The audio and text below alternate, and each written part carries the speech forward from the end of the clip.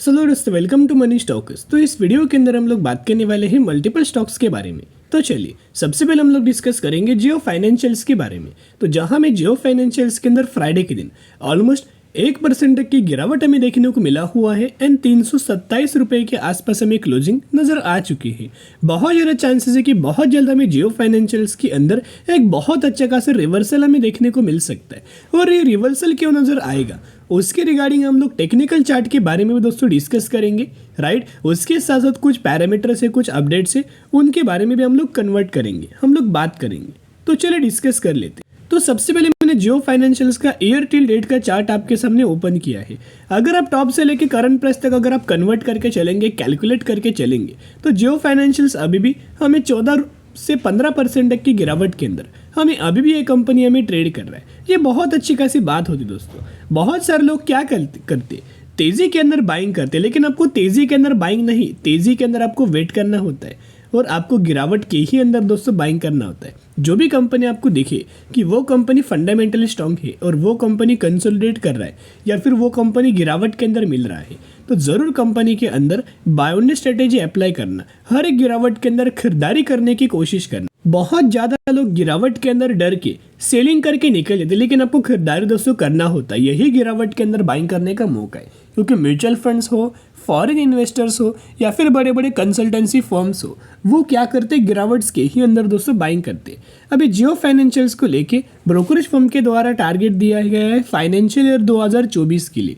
तो इनका ये मानना है कि मिनिमम कंपनी 380 रुपीज़ तक का टारगेट हमें अचीव कर सकता है और मैक्सिमम कंपनी का 480 रुपीज़ तक का टारगेट हमें दिया गया है। तो ये ऑलमोस्ट हमें कंपनी ने मिनिमम टारगेट तो अचीव किया है। अभी बहुत जल्द कंपनी मैक्सिमम टारगेट को अचीव करने के लिए एक बहुत अच्छा खासा बुल रन हमें देखने को मिल सकता है। तो जियो फाइनेंशियल्स का बिजनेस की अगर बात की जाए तो बेसिकली टारगेट कंपनी के अंदर ब्रोकरेज फर्म के द्वारा बहुत शानदार तरीके से दिया है। लेकिन क्या होता है, सिर्फ टारगेट नहीं बल्कि कंपनी का बिजनेस जानना भी इम्पॉर्टेंट होता है कि कंपनी क्या क्या कंपनी स्ट्रगल कर रहा है, क्या क्या कंपनी के अंदर पॉजिटिविटी कंपनी ने चेंजेस किए हैं और इस चेंजेस की वजह से क्या कंपनी को बेनिफिट्स मिल सकता है, वो जानना इंपॉर्टेंट है। अभी देखिएगा क्या क्या सर्विसेज कंपनी प्रोवाइड करता है। होम लोन्स, यानी कि लोन्स के अंदर बहुत सारे ऐसे होम लोन से, बाइक लोन से, कार लोन से, इस तरीके से कंपनी प्रोवाइड करता है। फिर बात आती है इंश्योरेंस ब्रोकिंग, फिर payment bank, payment solution and leasing. इस तरीके से कंपनी अपना बिजनेस हमें रन कर रहा है। होम लोन्स का दोस्तों क्यों मैंने आपके साथ नाम शेयर किया, क्योंकि रिसेंटली कंपनी ने होम लोन्स प्रोवाइड करने के लिए ये सर्विसेज हमें स्टार्ट किया है।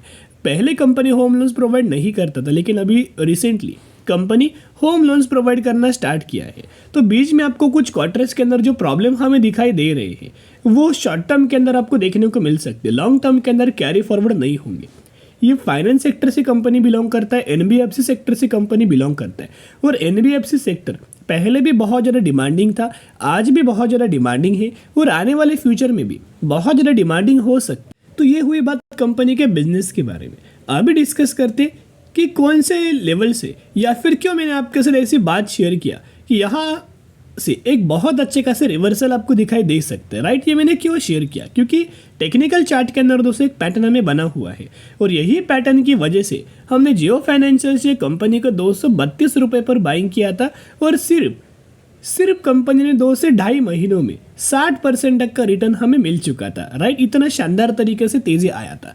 तो अभी कौन से लेवल्स के ऊपर हमने बाइंग किया था देखिएगा। ये ट्रेड लाइन को देख के पहली बार आया सपोर्ट लिया, सेकंड बार आया सपोर्ट लिया, तो थर्ड बार कंपनी सपोर्ट ले सकता है। यही चीज़ को देख के हमने यहाँ बाइंग किया था और जब से हमने बाइंग किया तब से लगातार कंपनी के अंदर एक बढ़िया तरीके से प्राइस एक्शन क्रिएट करके तेजी आ रहा था और उस वक्त हमें करीब 60% से भी ज़्यादा का हमें रिटर्न्स मिल रहा था। लेकिन अभी हमें 40% तक का रिटर्न्स मिल रहा है। ये भी रिटर्न्स कोई बुरा नहीं है। अगर आपको किसी कंपनी के अंदर साल भर में 30% तक का रिटर्न्स अगर मिलता है ना, तो दोस्तों बहुत बड़ी बात होती है, राइट। एंड जियो फाइनेंशियल्स के अंदर तो हमें 40% तक का रिटर्न्स हमें मिल रहा है। तो देखिएगा नीचे से क्या है ना, एक ट्रेड लाइन हमें निकल के आ रही है एंड जब भी कंपनी ये ट्रेड लाइन पर आता है ना, मल्टीपल टाइम्स कंपनी के द्वारा क्या होता है, सपोर्ट हमें लिया जाता है। पहले भी एक बार आया सपोर्ट लिया, सेकेंड बार आया सपोर्ट लिया, थर्ड बार आया सपोर्ट लिया, फोर्थ बार आया सपोर्ट लिया एंड रिसेंटली कंपनी आया हुआ था इस बार भी कंपनी ट्रेड लाइन पर आया सपोर्ट लिया और यही चीज़ को देख के हमने इस लेवल्स के ऊपर भी आपके साथ रिकमेंड किया था कि आप बाइंग करने का मौका इसी लेवल से कंपनी हमें सपोर्ट ले सकता है, और वही सपोर्ट लेने के बाद हमें कंपनी के अंदर तेज़ी आपको देखने को मिला। अभी फिर कंपनी लेवल्स को टेस्ट करने के लिए आ रहा है, ये लेवल्स के ऊपर दोस्तों बाइंग करने का मौका है। एक बार दोस्तों अगर आपने इस लेवल्स के ऊपर बाइंग किया तो बहुत ज़्यादा चांसेस है कि बहुत जल्द कंपनी 375 रुपीज़ तक का लेवल्स को ब्रेक करके एक नया अपना लाइफ टाइम वाला हाई लेवल्स हमें कंपनी क्रिएट कर सकती। उसके साथ साथ मूविंग एवरेज वाला भी टेक्निकल चार्ट अगर आप ऑब्जर्व करके चलेंगे तो आपको दो लाइन दिखाई दे रही है, एक है येलो, एक है ग्रे। येलो है 50 दिन का मूविंग एवरेज और ग्रे है 200 दिन का मूविंग एवरेज। तो जब भी कंपनी 50 दिन के मूविंग एवरेज पर आता है ना, सपोर्ट लेता है लगातार। आप देख सकते हो जब भी मूविंग एवरेज पर आता है येलो लाइन के आसपास तो सपोर्ट हमें लिया जाता है। लेकिन अभी क्या है ना, कंपनी ने क्या किया है, 50 डेज के मूविंग एवरेज के ऊपर दोस्तों सपोर्ट नहीं लिया। तो बहुत ज़्यादा चांसेस है कि जो भी कंपनी 50 डेज के मूविंग एवरेज के ऊपर सपोर्ट नहीं लेता वो 200 दिन के मूविंग एवरेज पर सपोर्ट लेने के लिए आता है। तो अभी कंपनी उसी लेवल्स के ऊपर आया है, सपोर्ट लिया है, एंड बहुत ज़्यादा चांसेस है कि यही से एक अच्छी खासी रैली हमें देखने को मिल सकता है, राइट। तो एक ही दोस्तों रिक्वेस्ट मैं आपके साथ करना चाहूँगा, कंपनी बुरा नहीं है, फंडामेंटली स्ट्रांग है, बिजनेस बहुत अच्छा है, नए नए सेगमेंट्स को कंपनी अच्छा खासा हमें इन्वेस्ट करते आ रहा है, नए नए सेगमेंट्स के अंदर कंपनी हमें एंट्री ले रहा है, जैसे कि इंश्योरेंस ब्रोकिंग है, राइट। उसको तो जॉइंट वेंचर्स के साथ में कंपनी ने स्टार्ट किया था।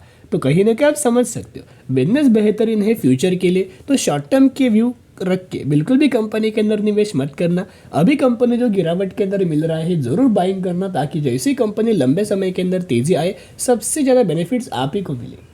चलिए अभी हम बात करेंगे अगली कंपनी के बारे में जिसका नाम है IEX, यानी कि इंडियन एनर्जी एक्सचेंज लिमिटेड। तो IEX की अगर बात की जाए तो ऑलमोस्ट हमें 190 रुपये के आसपास हमें क्लोजिंग नज़र आया है फ्राइडे के दिन, एंड 3.5% तक का गिरावट नज़र आया। बेसिकली एक पॉइंट नोट करना है, कोई नेगेटिव खबर की वजह से कोई गिरावट हमें देखने को नहीं मिला है।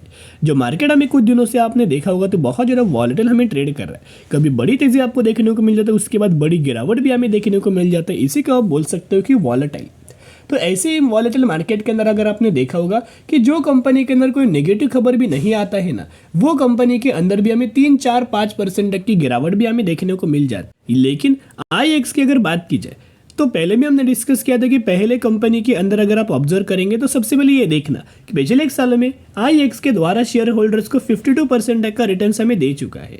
अभी अगर आप देखोगे लगातार कंपनी का जो मोमेंटम है वो अप ट्रेंडिंग मात्रा में मूव होते हुए देखने को मिल रहा है। यहाँ भी एक ट्रेड लाइन था, आप देख सकते हो जब भी कंपनी ट्रेड लाइन पर आ रहा है लगातार कंपनी सपोर्ट लेके हमें तेजी आ रहा है, राइट। यही ट्रेड लाइन का दोस्तों आप ऑब्जर्व करके चलना, जब भी कंपनी ट्रेड लाइन पर आ रहा है लगातार कंपनी सपोर्ट लेके तेजी आ रहा है। और धीरे धीरे अगर आप ऑब्जर्व करके चलेंगे जो चार्ट है वो अप ट्रेंडिंग मात्रा में मूव हो रहा है। इसके द्वारा बोल सकते हो कि कंपनी बुलिश तरीके से व्यू रख के हमें तेजी देखने को मिल रहा है। लेकिन अभी भी अगर आप ऑब्जर्व करके चलेंगे, पिछले 5 सालों का चार्ट आपके सामने ओपन किया है, टॉप से लेके करंट प्राइस तक अगर आप कैलकुलेट करके चलेंगे तो अभी भी IEX से कंपनी 36% तक की गिरावट के अंदर हमें ट्रेड कर रहा है। तो ये गिरावट क्यों हुआ था? क्योंकि IEX के द्वारा जो हर एक क्वार्टर का जो रिजल्ट्स था बिल्कुल भी कंपनी अच्छा परफॉर्म नहीं कर रहा था। यहाँ प्रॉफिट्स के अंदर भी गिरावट हो रहा था, रेवेन्यूज के अंदर भी गिरावट हो रहा था, इनकम के अंदर भी गिरावट, एंड EPS के अंदर भी गिरावट हो रहा था।